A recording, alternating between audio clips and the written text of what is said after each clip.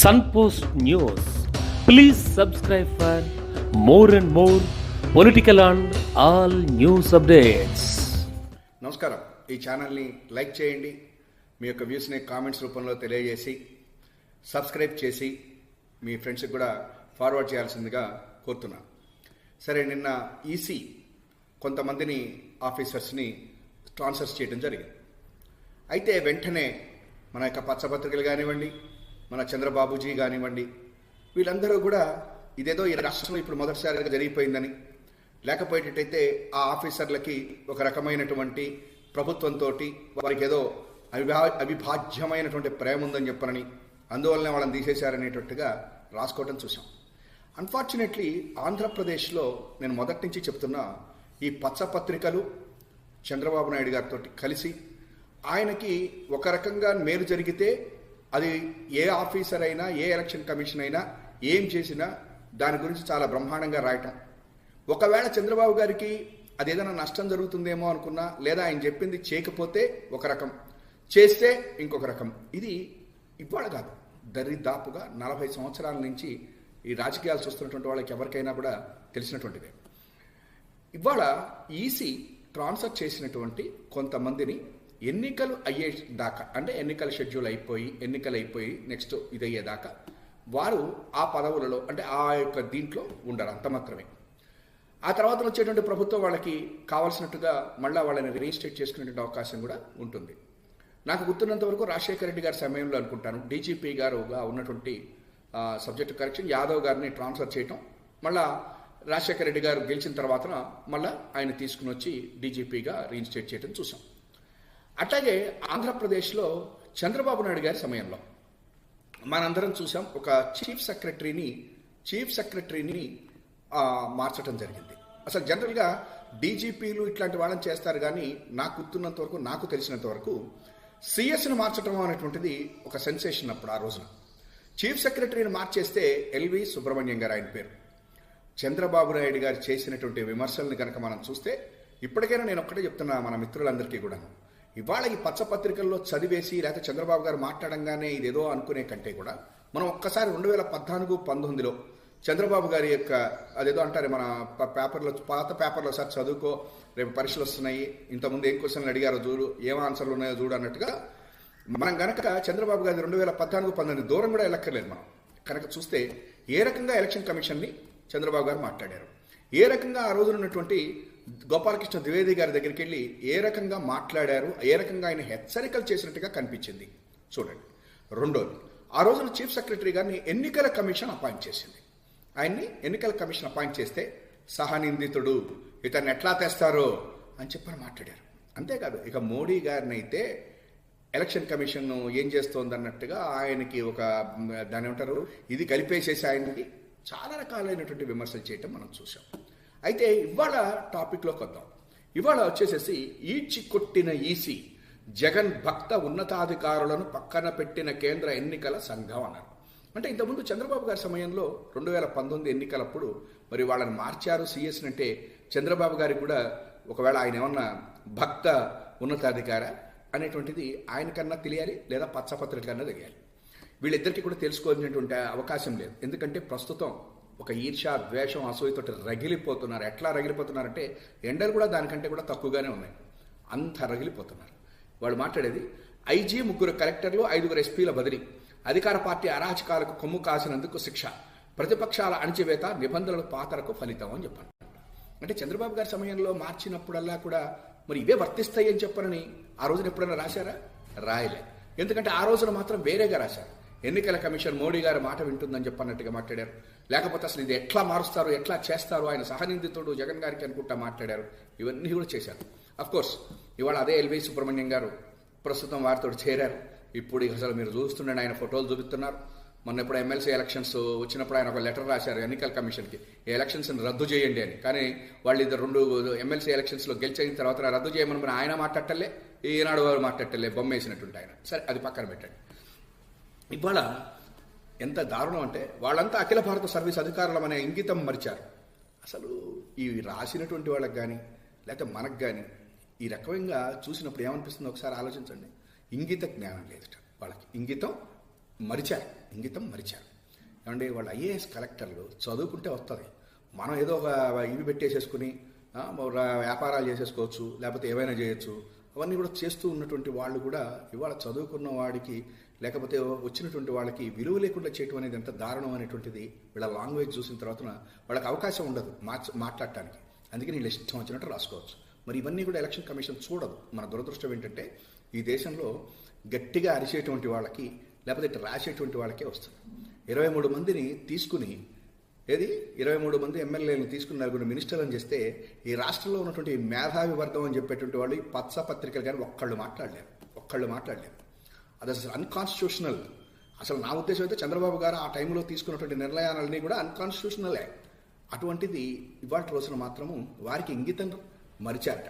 అధికార వైకాపాకు బంటుల్లా మారారు. వైకాపా నాయకులు చెప్పిందే చట్టం, వారి మాటే శాసనం అన్నేట్టుగా పనిచేశారు. 5 ఏళ్లుగా అధికార పార్టీ అరాచకాలు కొమ్ము కాస్తూ పెట్టేగుని అధికార గజం ఎన్నికల కూడా అమల్లోకి వచ్చినప్పటికీ స్వామి భక్తిని విడలేదట. మరి అప్పుడు కూడా మనం ఒక ఆయన పోలీస్ అధికారి ఉండేవారు, ఆయన విషయంలో కూడా ఇవే కదా గొడవలు జరిగినాయి కదా. ఇన్ని జరిగిన తర్వాత కూడా వాళ్ళకి కనుక ఎవరైనా సపోర్ట్ చేస్తే ఒక రకంగా, లేకపోయేటట్టయితే ఇంకొక రకంగా మాట్లాడటం. ఏ వ్యవస్థమైనా కూడా వాళ్ళు మాట్లాడతారు, ఏ వ్యవస్థమైనా కూడా వాళ్ళు రాస్తారు, ఏ వ్యవస్థలో అయినా సరే వాళ్ళ కోసం పనిచేయాలి. అది వాళ్ళ ఆంధ్రప్రదేశ్ యొక్క దురదృష్టం అని చెప్పని నేను చెప్తున్నాను. దాంతోపాటు వెంటనే ఇంకొక కొంతమంది పేర్లు కూడా వీళ్ళు ఇచ్చేస్తారు. వీళ్ళు ఇచ్చేసేయాలి, మిగతా వాళ్ళు చేసేయాలి. వారి సంగతి సరే, వీరి మాట ఏంటి? అధికార పార్టీ కొమ్ము కాస్తున్న సిఎస్, డీజీపీ, నిఘా విభాగాధిపతి, విజిలెన్స్ చీఫ్, సీఎంఓ చెప్పినట్లు ఆడుతున్న సర్ఫ్ సీఈఓ, ఈసీ చర్యలు తీసుకోవాలంటున్న ప్రతిపక్షాలు. ప్రతిపక్షం అడిగా? ప్రతిపక్షాల కంటే ముందర మీరే రాసి పారేస్తుంటారు కదా, మీరు రాసేస్తుంటారు కదా ప్రతిపక్షాలు. పైన వాళ్ళని మారిస్తేనేమన్నా ఒక రకం, అదే 2019లో మారిస్తే మీరేమన్నా అప్పుడు ఆ రోజున ఎలక్షన్ కమిషన్ ఎట్లా చేస్తుంది, ఏమిటి అసలు ఇదని చెప్పారని. ఇవాళ ఏమన్నా వీళ్ళందరి పేర్లు ఇచ్చేస్తారు. అంటే వీళ్ళు ఇచ్చినటువంటి అలా జరుగుతూ ఉండాలి. ఇది వాళ్ళ ఈ రాష్ట్రంలో జరుగుతూ ఉంది. మన అదృష్టం ఏంటంటే సోషల్ మీడియా వచ్చిన తర్వాత వీళ్ళ పప్పులు ఉడకట్లా కొన్ని ఒక్కొక్కటే వేళది కూడా తీస్తుండేసరికి కొంతవరకు కూడా ఇవాళ తగ్గారు. కానీ లేకపోయినట్టుంటే వీళ్ళ ఇష్టం ఏ ఆఫీసర్ మీదైనా రాసేస్తారు, ఏ ఆఫీసర్నైనా పైకి ఎక్కించుకుంటారు, ఏది వాళ్ళతో కలిసి ఉంటే. ఇప్పుడు ఇవాళ నేను ఇందాక చెప్పాను కదా, ఎల్వి సుబ్రహ్మణ్యం గారి ఉదాహరణ. ఆయన మాట్లాడిన మీరు ఒక్కసారి వీడియోలు తీసి చూడండి. ఇప్పుడు ఆయన ఎక్కడ కూర్చుంటున్నాడో పక్కన పెట్టించండి, ఆయన ఇప్పుడు పేపర్లలో ఎట్లా రాస్తున్నారో ఎట్లా చూపిస్తున్నారో చూడండి. ఇది ఒక్కటి చాలు మీకు ఉదాహరణ. ఇంకొక విషయం చెప్తాను నేను. ఇవాళ రోజున ఈ యొక్క ఎలక్షన్ కమిషన్ డెఫినెట్గా ఇండిపెండెంట్గా చేయాల్సినటువంటి అవసరం ఎంతైనా ఉంది.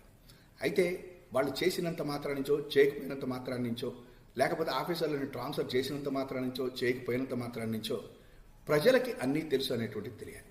చంద్రబాబు నాయుడు గారు ఎన్నో చెప్పాడు, ఎన్నో కబుర్లు చెప్పాడు. బ్రహ్మాండం అన్నాడు 2014 నుంచి 19 వరకు.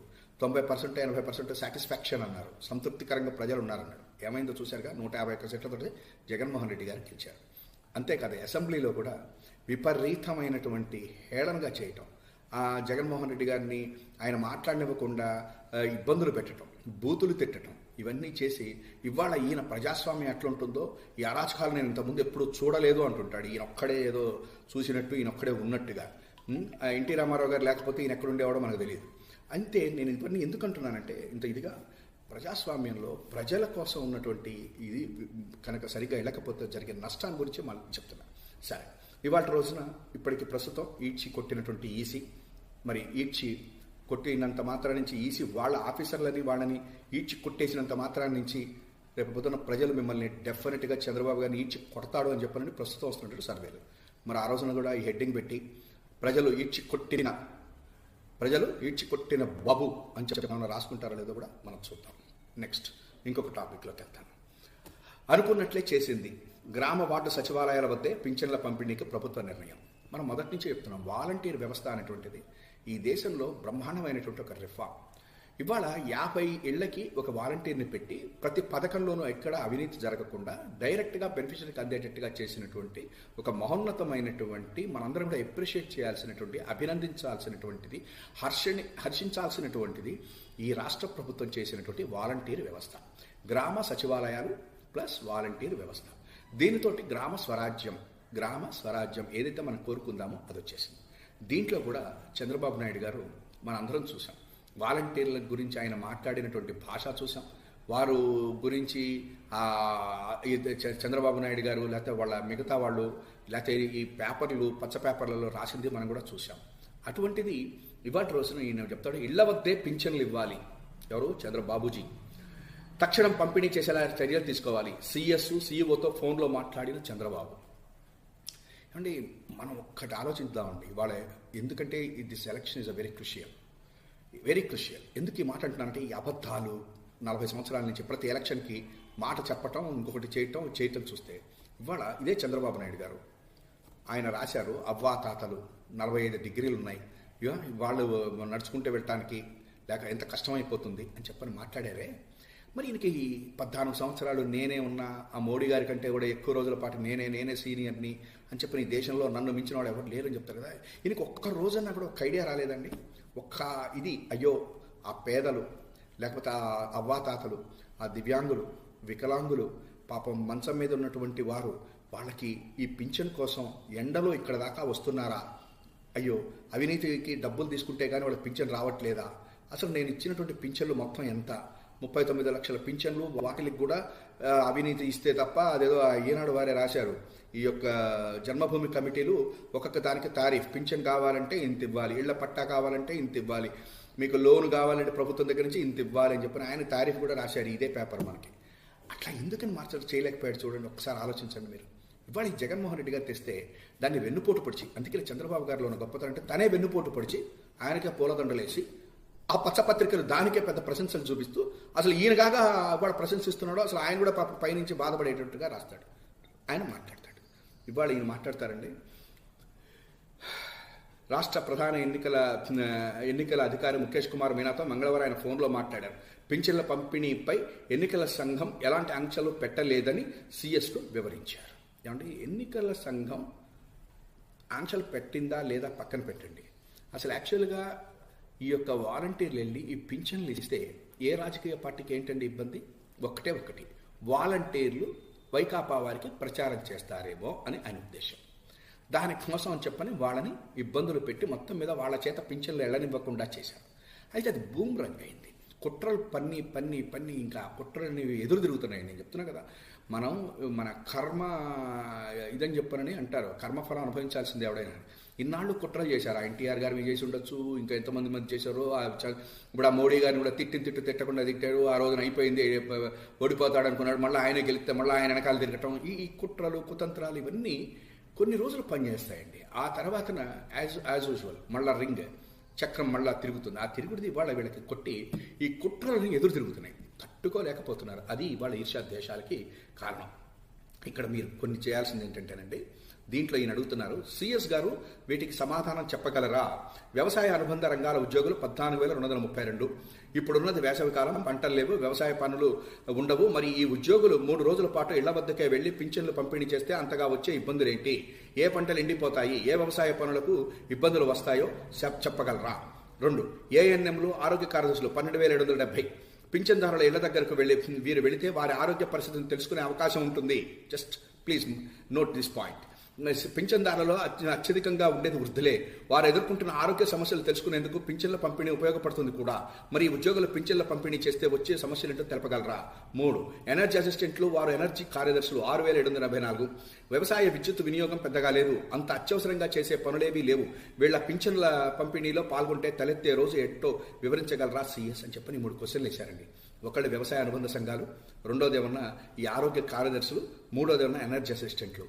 చంద్రబాబు నాయుడు గారు కానీ, ఈ పచ్చ పత్రికలు కానీ, మరి రాష్ట్రం ఏర్పడిన తర్వాత 40 సంవత్సరాల తెలుగుదేశం పరిపాలనలో ముఖ్యంగా చంద్రబాబు నాయుడు గారు చేసినటువంటి 14 సంవత్సరాల ముఖ్యమంత్రి పదవిలో ఏ రోజైనా వీళ్ళ ముగ్గురిని పంపించాడు. ఇదొక్కటి బ్రహ్మాండంగా ఇచ్చింది. పింఛన్దారుల ఇళ్ల దగ్గరికి వెళితే వారి ఆరోగ్య పరిస్థితి తెలుసుకునే అవకాశం ఉంటుంది.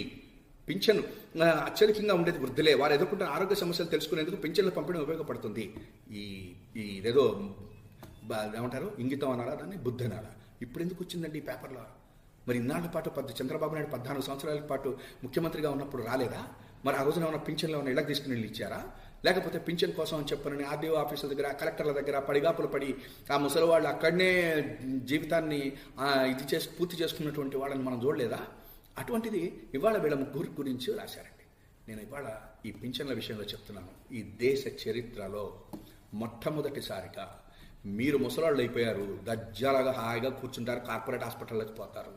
చంద్రబాబు నాయుడు గారికి వచ్చేసరికల్లా ఆయన ఇదే ముసలితనం వచ్చింది, 75 ఏళ్ళు వచ్చినాయి, నా ఆరోగ్యం బాగాలేదు అని చెప్పని మనం చూసాం, ఇంటీరియం బెయిల్ తెచ్చుకున్నాడు. మరి ఈ ముసలివాళ్ళ గురించి ఆలోచించాడండి ఎప్పుడన్నా ఒక్కసారి ఆలోచించాడా?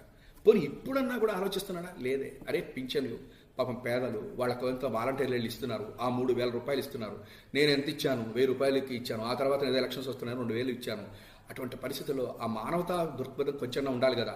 నేను ఏదో రోగాలు వస్తున్నాయనే కదా నాకు ఇంటీరియం బెయిల్ వచ్చింది, ఇటువంటి పరిస్థితుల్లో నేను చేయటం తప్పు కదా అని కూడా వీళ్ళకి కానీ పచ్చపత్రికలు ఎవరికీ కలగలేదండి. నేను ఇవాళ మీ అందరికీ ఒకటే చెప్తా ఉన్నా, ఈ రాష్ట్రం బాగుపడాలి అని చెప్పంటే మానవతా దృక్పథంతో పనిచేసేటువంటి వ్యక్తి కావాలి. ఆ మానవతా దృక్పథం అని చెప్పంటే నీకు ఎన్ని వేల కోట్లు ఉన్నా మాకు అక్కర్లేదు, లేదా నువ్వు ఎన్ని మాటలు మాట్లాడి నీ వర్గాలకి ఎన్ని సీట్లు ఇచ్చుకున్నా కూడా చూస్తూనే ఉన్నాం. ఏం మాట్లాడతాం, ఏం మాట్లాడగలం? ఇంకొకటి, ఇవాళ రోజున ఎన్ని కార్పొరేట్లు, కాలేజీలు, లేకపోతే ఆసుపత్రులు, అన్ని రకాలుగాను మీరు దోచుకుంటున్నా ప్రజలు ఏమంటల్లా. కానీ లోకం మారుతుంది, ఎప్పుడైనా గుర్తుంచుకోండి.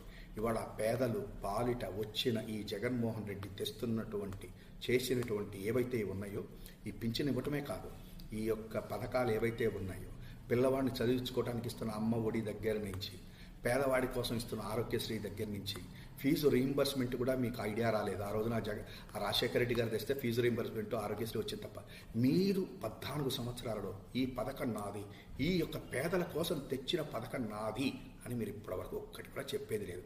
ఏమన్నా చెప్తే ఎన్టీఆర్ గారు 2 రూపాయల కిలో బియ్యం తెచ్చారు, లేకపోతే ఆయన పింఛన్లు తెచ్చి, ఇవి తప్ప. అవి కూడా బ్రహ్మాండంగా ఒక రిఫార్మ్ తీసుకుని వచ్చి, సంస్కరణ తీసుకుని వచ్చి ముందుకు తెచ్చిన వాడు జగన్మోహన్ రెడ్డి గారు. నేను ఇవాళ ఒకటే చెప్తున్నా, దేశం మారాలి, రాష్ట్రం మారాలి. ఇవాళ మన రాష్ట్రంలో డెఫినెట్గా విద్యావంతులు కానీ మేధావులు ఆలోచించాల్సింది ఒకటి, ఇవాళ మనం ఇస్తున్నటువంటి సంక్షేమ పథకాలు ఇవి కంటిన్యూ కావాలి. ఈ వాలంటీర్ వ్యవస్థలు ఉండాలి, ప్రతిదీ కూడా ట్రాన్స్పరెంట్గా ఉండాలి, అకౌంటబిలిటీ ఉండాలి అనేటువంటిది ఇవాళ మనం చూస్తూ ఉన్నాం. ఆ చూడాలి అని చెప్పారంటే, ఇవన్నీ పథకాలు అమలు జరగాలి అని చెప్పారంటే, ఈ పింఛన్లు ఇళ్ల దగ్గరికి వెళ్ళాలి అని చెప్పారంటే, ఇవాళ ఈ రాష్ట్రం అభివృద్ధి చెందాలి అంటే మీరు ఒక్కసారి ఆలోచించండి.